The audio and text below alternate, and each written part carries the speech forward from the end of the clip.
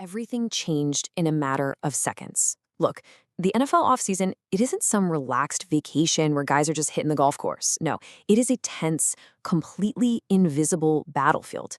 It's a place where the silence is heavy and the air in those front offices is literally thick with consequence.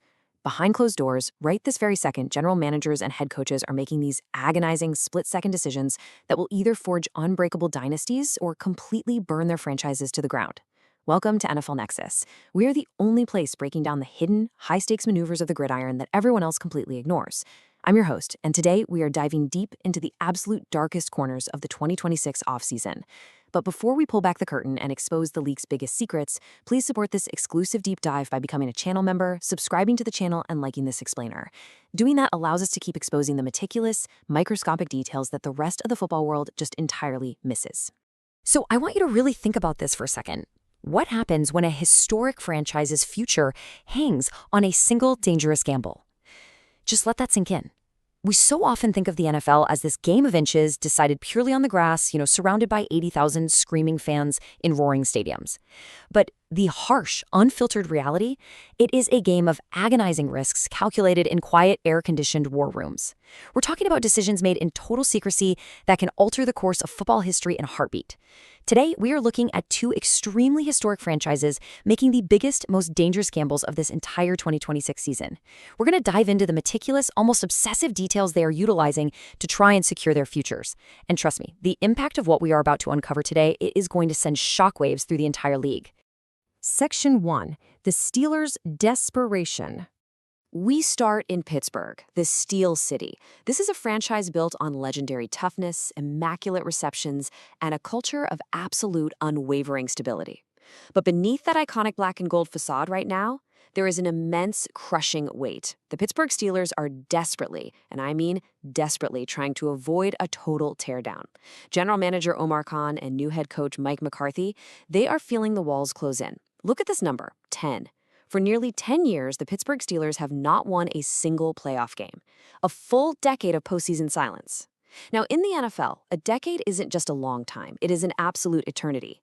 For a team with their historic pedigree, a fan base that essentially views Lombardi trophies as a birthright, they aren't just hungry anymore. They are absolutely starving. They are desperate to quickly rediscover success. The ticking clock in that building is literally deafening.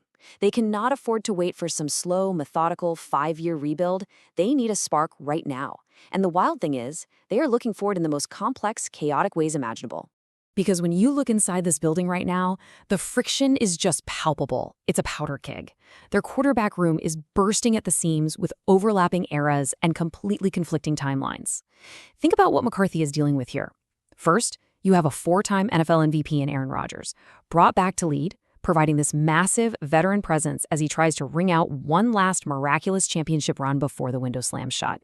Then, standing right next to him, you have Will Howard, a young talent that McCarthy is deeply personally intrigued by. They view Howard as this potential perfect system fit, but he is entirely unproven under the brightest lights. Then you add your Aller to the mix. Aller is this absolute physical anomaly, right? A massive, raw physical specimen that the coaching staff is desperately trying to rebuild from the ground up, mechanics and all, just trying to find that elusive clutch gene. And as if that wasn't enough, you still have Mason Rudolph lingering in the mix, basically a ghost of past regimes just trying to survive the roster cuts. That is 4 quarterbacks, 4 guys, absolutely no clear vision for the future. Yet, despite this unbelievably crowded room, the rumors are screaming right now that Omar Khan is hunting a highly controversial new target in the July supplemental draft, a guy named Brendan Sorsby. Now, you really have to ask yourself, why? Why would a team with a brutally overcrowded quarterback room, a team that should be looking for absolute focus and zero distractions, risk everything on a supplemental wildcard? Section 2. Law enforcement and drafts. Well, the answer is that the potential ceiling of this gamble is simply too high for Omar Khan to ignore. But, and this is a massive but, the dark cloud hanging over Brendan Sorsby is equally huge. This isn't your standard run-of-the-mill scouting report where you're just looking at throwing mechanics and footwork. Sorsby, who played quarterback for Indiana University and the Cincinnati Bearcats, was actually widely expected to be drafted very high in the traditional 2026 NFL draft based purely on his raw arm talent. The kid can spin it.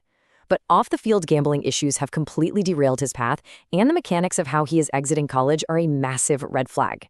He recently had to withdraw a lawsuit against the NCAA, effectively surrendering his case entirely.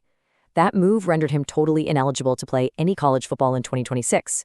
This sudden, massive collapse pushed him into the July supplemental draft. And let's be real, the supplemental draft is usually a desperate backdoor into the pros. It's rare. The history surrounding Sorsby right now is highly, highly worrisome for any general manager in the league.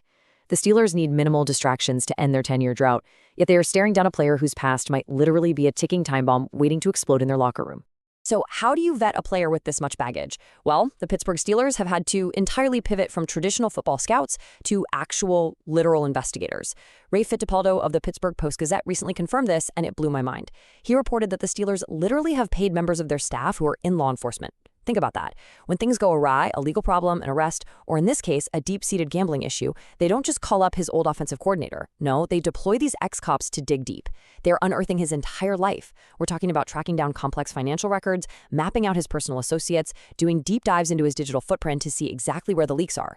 I want you to just imagine the intense paranoia of an NFL front office that is about to risk millions of guaranteed dollars. The interrogation room vibes in Pittsburgh right now are very, very real.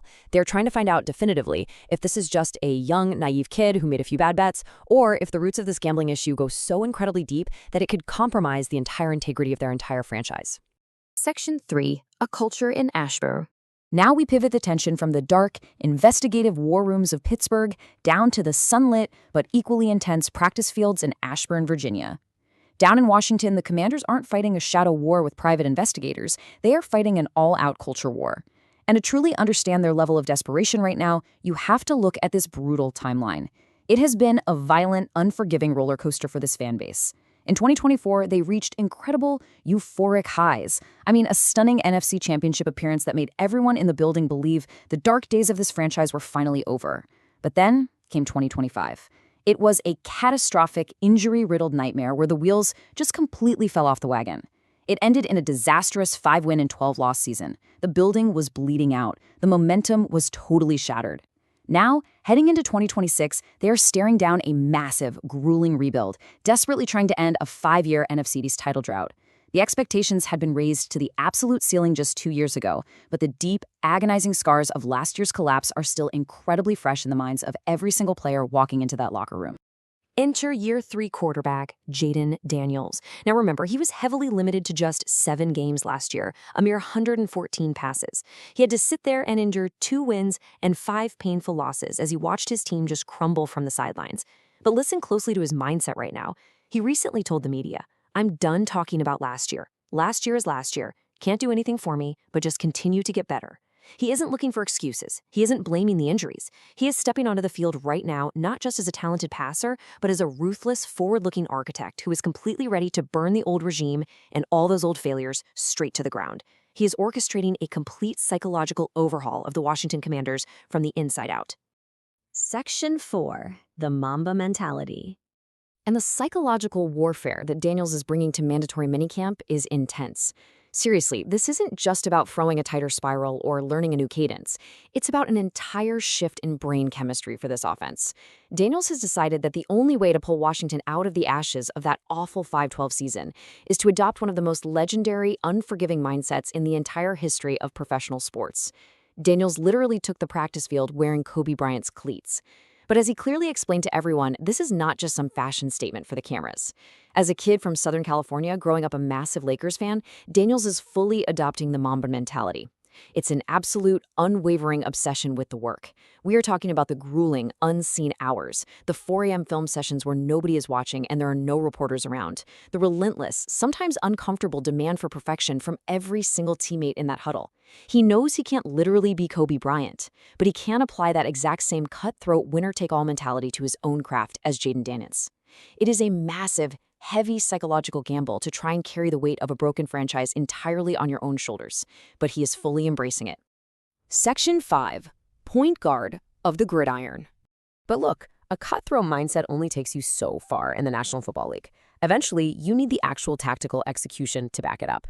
We really need to zoom in on the granular, obsessive X's and O's happening right now on the Ashburn grass under head coach Dan Quinn, because Washington is fundamentally changing how they attack defenses. The playbook hasn't just been tweaked, it's been ripped wide open. Daniels is operating significantly more under center now, rather than just constantly retreating into the shotgun. And guys, this is a critical detail. When a quarterback is under center, it forces the defense to show their hand just a split second earlier. Running back Bill Krosky-Merritt pointed out that this specific shift allows the entire backfield to see the defense and the play developing well before the ball is even snapped. We are talking about microscopic, highly calculated schematic shifts here. They are running wide zone concepts designed to stretch the defensive line horizontally, essentially forcing massive defenders to run laterally until a tiny seam tears open. They are pairing that with inside zone variations aimed at just punishing the interior A and B gaps with raw brute force. And the defense isn't just sitting back and letting them do it during minicamp. Linebackers like Leo Chenal are countering this with incredibly complex match zones, passing off receivers in real time. What that means is Daniels has to be hyper-accurate with every single throw. The processing speed required from him right now is immense. Every single rep in practice is a high-stakes chess match. Daniels actually described his new burden perfectly when he said he needs to be kind of like a point guard, the point guard of the gridiron. He isn't just dropping back and chucking it deep downfield hoping for a prayer to be answered. He's orchestrating a highly volatile symphony. He has to make sure every single player is aligned perfectly pre-snap, read the shifting defense as the ball is snapped, and then rapidly distribute the ball to his playmakers in space. He's specifically targeting guys like tight end Chig. Chig's raw speed in the open field makes him an absolute mismatch nightmare against heavier, slower linebackers, and he is quickly becoming the central nervous system of this entire offense. Or take Antonio Williams, a young, hungry talent who is out there soaking up intricate route-running knowledge and subtle nuances from veteran Terry McLaurin every single day. Daniels has to be the flawless floor general for all of them. If he misreads one single match zone, or if he throws even a half-second late to Chig on a drag route, the whole system just collapses on itself. He is distributing the ball with absolute precision to make this massive schematic gamble actually pay off. Section 6. The future is now. All right, let's pull back for a second and look at the massive scale of what we've uncovered in this explainer today. We've gone from the tense, paranoid interrogation rooms in Pennsylvania all the way to the sun-baked, grueling tactical practice fields of Virginia. The NFL offseason is fundamentally a laboratory of risk. Every single team in this league is placing their bets right now, praying that the micro-decisions they make in the sweltering heat of June and July will eventually result in confetti falling on them in February. The contrast we looked at today is exactly why this league is so endlessly fascinating to dissect. On one hand, you have the Pittsburgh Steelers. Their massive gamble is completely off the field. They're using literal law enforcement professionals to vet a 20-something quarterback digging through his life because they are so desperately trying to end a decade-long playoff drought. On the other hand, you have the Washington Commanders. Their gamble is entirely on the field, between the hashes. They are relying on a young quarterback adopting a ruthless, almost maniacal mindset while mastering a highly complex, under-center point guard offense, all to completely erase the trauma of a 5-win season. A true crime background check in Pittsburgh, a granular, obsessive formation change in Washington. These are the hidden details that will absolutely dictate the landscape of the 2026 season. And that leaves us with the ultimate million-dollar question. Will these completely unprecedented risks lead to historic glory, or are they going to result in absolute ruin? The margin for error in the NFL is practically zero. One bad read on a background check for a supplemental draft pick, or one missed read under center against a match zone, and suddenly front offices get fired, entire eras end, and historic franchises burn. The real story of the 2026 season is already being written in blood, sweat, and paranoia right now. So, I want to hear from you. Comment down below. Who do you think is making the bigger mistake here? The Steelers for risking their legendary locker room stability on Brendan Sorsby, or the Commanders for putting the weight of the entire franchise's rebuild squarely on Jaden Daniels' shoulders? Let me know your thoughts. And please, make sure to subscribe to NFL Nexus, hit that like button, and highly consider becoming a channel member to support more deep explainers just like this one. The offseason is far from over, and we'll be here to analyze every single meticulous move. Until next time, keep your eyes on the shadows.